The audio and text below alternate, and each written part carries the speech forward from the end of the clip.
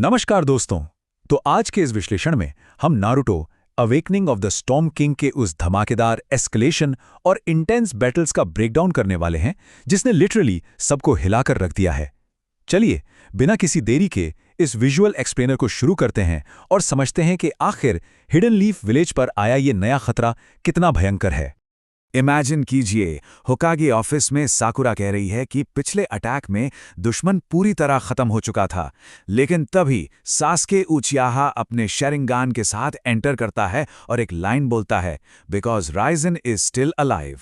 ये एक अकेली छोटी सी लाइन ना पूरे सीन का टेंशन इंस्टेंटली आसमान पर पहुंचा देती है। ये बिल्कुल क्लियर कर देती है कि भाई साहब खतरा भी टला नहीं है। अब यहां सबसे बड़ा सवाल ये उठता है, राइट?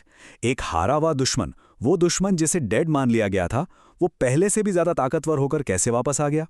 यही वो मिस्ट्री है जो इस पूरे नैरेटिव को ड्राइव करती है और एक ऐसी टेंशन क्रिएट करती है जो इस चर्चा के एंड तक बनी रहेगी। तो चलिए सबसे पहले बात करते हैं उन अजीब और डरावने संकेतों की जो धीरे धीरे हिडन लीफ विलेज में दिखने शुरू हो गए थे। देखिए, सबसे पहले क्या होता है कि गांव के आसमान में अचानक से एक अजीब सी नीली बिजली, ब्लू लाइटनिंग घूमने लगती है।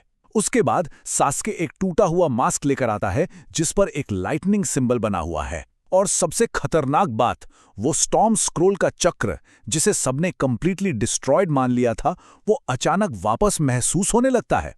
मतलब ये सारे सबूत चीख चीख कर कह रहे हैं कि पिछली जीत सिर्फ ट्रेलर थी, असली पिक्चर तो दुश्मन अभी तैयार कर रहा है।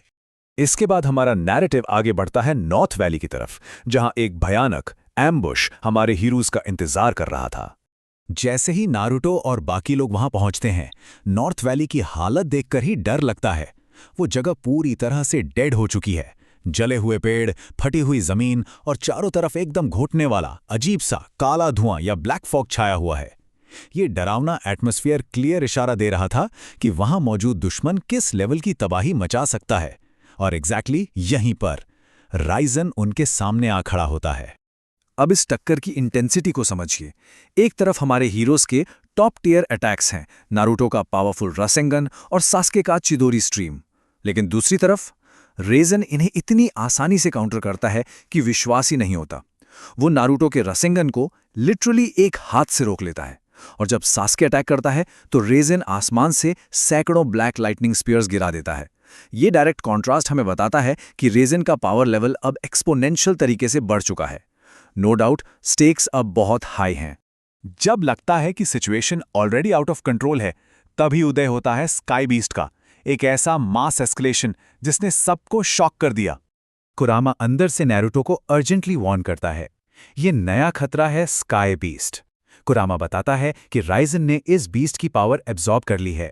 आसमान लिटरली फट जाता है और एक बहुत विशाल आंख दिखाई देती है। ये एक ऐसी एंटिटी है जिसकी एक सिंगल दहाड़ पूरी जमीन को हिलाकर रख देती है। जरा सोचिए, दूर गांव में बैठे मासूम लोग इस अर्थ शेकिंग आवाज को सुनकर किस डर में होंगे। ये अब सिर्फ एक आम बैटल नहीं रही, ये एक ग्लोबल थ्रेट बन चुका है। इस इम्पॉसिबल थ्रेट को रोकने के लिए एक चमत्कार की जरूरत थी, और यहीं पर एंट्री होती है नारुतो के नए रूप की, स्टॉर्म सेज मोड। ये ट्रांसफॉर्मेशन किसी ने एक्सपेक्ट नहीं किया था।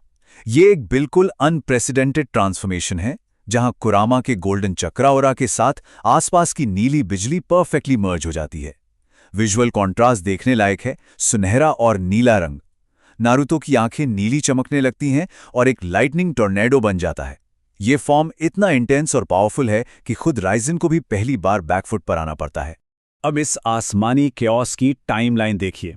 एक्शन कितने जल्दी जल्दी होता है। पहला मोमेंट, सास्के नीचे से सपोर्ट करते हुए अपना अमाटेरासु यानी ब्लैक फायर कास्ट करता है।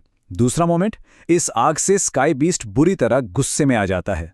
तीसरा मोमेंट, वो सीधे गांव की तरफ एक जायंट लाइटनिंग बीम फायर कर देता है।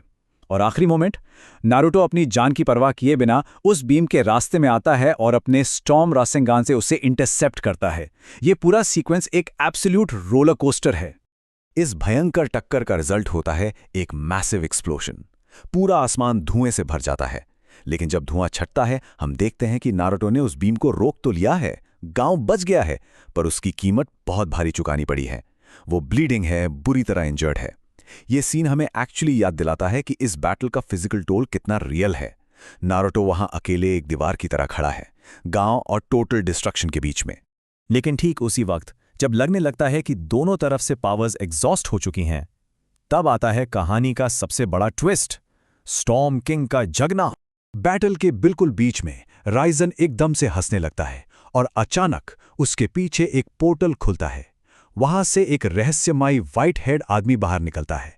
इस आदमी की आंखें पूरी तरह सिल्वर हैं और इसका चक्रा, भाई इसका ऑरा इतना ज्यादा टेरिफाइंग है कि सास्की जैसा लेजेंड भी शॉक में फ्रीज हो जाता है। 1 सेकंड के अंदर इस अकेले आदमी ने पूरे बैटलफील्ड का डायनामिक बदल कर रख दिया। और तभी एकदम शांत आवाज में वो मिस्टीरियस आदमी बोलता है, the storm king has finally awakened. ये वर्ड्स लिटरली चिल्स दे लेते हैं। ये एक कोड साबित कर देता है कि हम अब तक जिसे सबसे बड़ा खतरा मान रहे थे, वो राइजन तो सिर्फ एक शुरुआत था। असली और अल्टीमेट बॉस ने तो अब फील्ड में कदम रखा है। और उसके बोलते ही पूरा आसमान पिच डार्क हो जाता है, जो हमें इस विश्लेषण के आखिरी और सबसे बड़े सवाल पर छोड़ता है, आखिर ये स्टॉर्म किंग है कौन? और अब जब आसमान पूरी तरह काला हो चुका है, तो आगे क्या होगा? क्या इंजर्ड नारुतो और सास्के मिलकर इस नए गॉड लेवल थ्रेट का सामना कर पाएंगे? आज के इस एक्सप्लेनर में बस इतना ही। इन डिटेल्स को ध्यान में रखिए, क्योंकि ये बैटल यहां से जो टर्न लेने वाली है ना, वो माइंड ब्लोइंग होगा। कीप एक्सप्लोरिंग और मिलते हैं अगले विश्लेषण में।